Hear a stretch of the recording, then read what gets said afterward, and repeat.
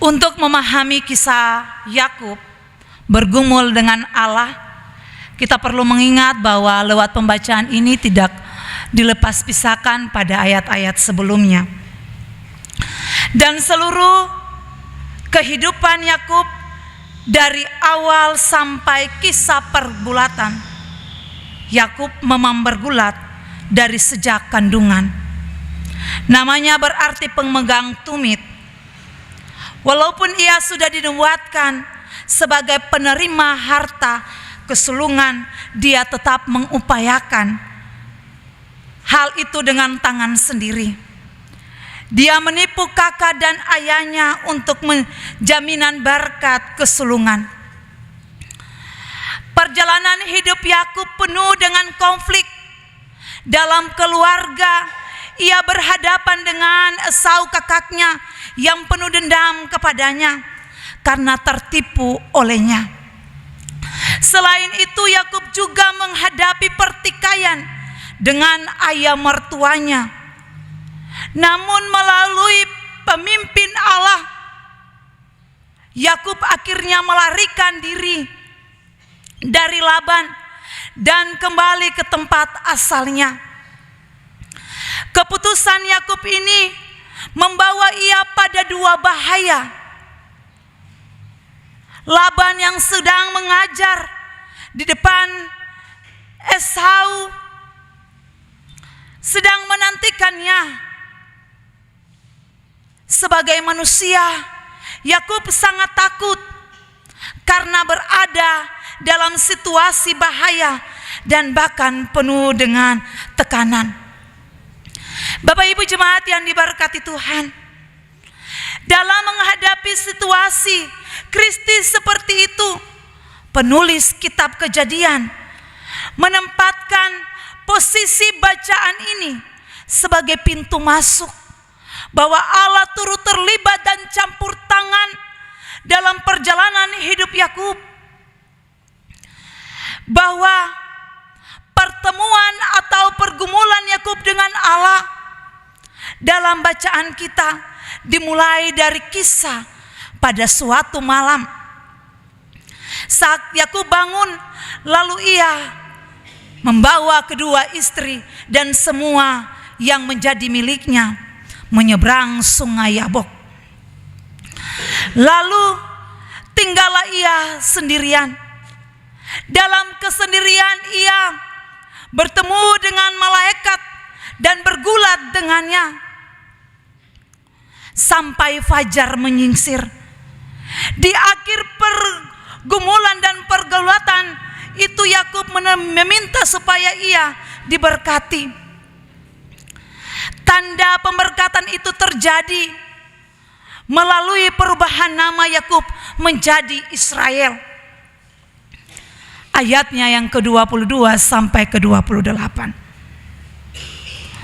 Perubahan nama yang Allah berikan kepada Yakub sebenarnya tidaklah dipahami dari segi kosakata, melainkan dari pada itu perubahan nama ini menunjukkan bahwa Allah benar-benar adalah Allah yang setia kepada janjinya. Artinya kepada Abraham Allah berjanji akan memberkati keturunannya.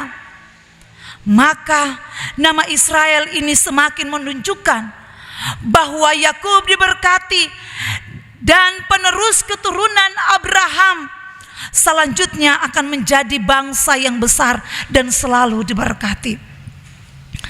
Bapak Ibu jemaat yang diberkati Tuhan, pergumulan Yakub dengan Allah ini merupakan titik balik di mana Allah mempersiapkan hati dan seluruh jiwanya.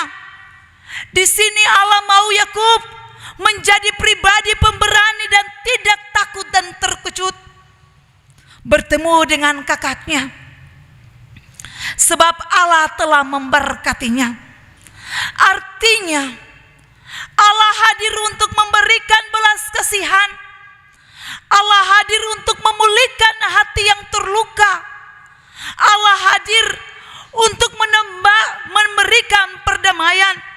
Bahkan Allah hadir untuk menguatkan kaki Yakub yang goyah. Disinilah kuasa Allah bekerja kepada Yakub. Dari pertemuan dan pergumulan inilah ada berkat, ada perubahan yang Yakub terima dari Allah. Dalam bacaan kita saat ini dapat kita temukan bahwa otoritas berdasarkan kehendak bebas Allah bisa berlaku kepada siapa Allah berkenan. Jelaslah bahwa Allah menempatkan Yakub sebagai pribadi yang khusus yang mau dipakai oleh Allah dalam karya keselamatannya bagi umat dan bangsa pilihannya. Dan itu terbukti Yakub bisa bertemu dengan Allah. Ketika Yakub sedang bergulat dengan malaikat, Allah pun hadir dan Yakub bisa melihat Allah secara muka dengan muka, dan tempat itu disebut dengan Peniel. Bapak Ibu jemaat yang diberkati Tuhan, melalui pembacaan kita di saat ini dalam Kejadian 32 ayatnya yang ke-22 sampai ke-32, dapat kita juga merenungkan dalam kehidupan kita. Yang pertama, kita belajar dari Yakub mengingatkan bahwa Tuhan punya banyak cara yang unik. Tuhan punya banyak cara tersendiri untuk mengubah setiap orang yang berdosa, termasuk Bapak, Ibu, dan saya. Asalkan kita mau membuka diri untuk Tuhan, sehingga hidup kita berubah. Namun kita harus ingat, perubahan untuk mencapai tujuan yang baik butuh kerja keras.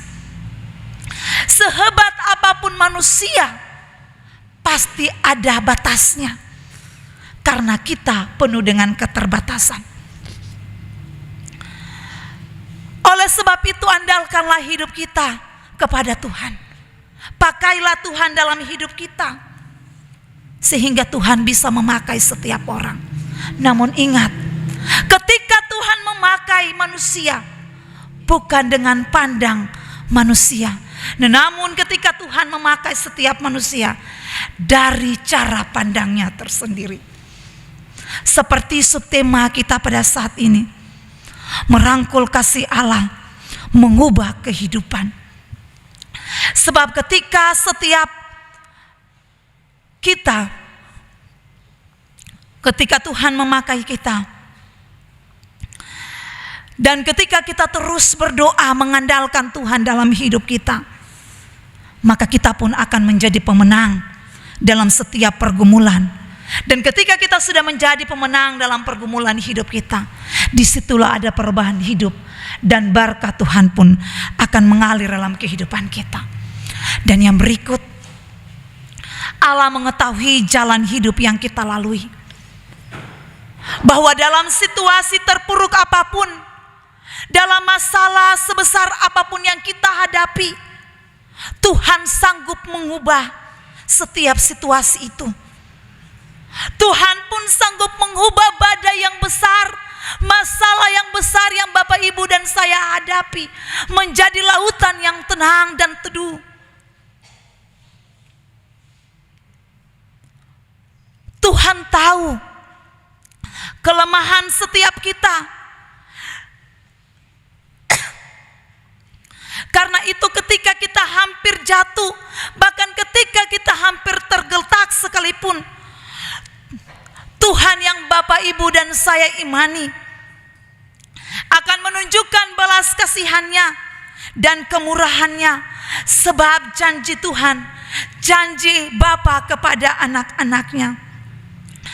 Tuhan mau supaya kita menjadi pribadi Kristen yang tangguh, pemberani, dan jiwa besar menghadapi setiap tantangan hidup yang kita hadapi. Hadapilah proses kehidupan kita tanpa ada protes sebagai orang percaya.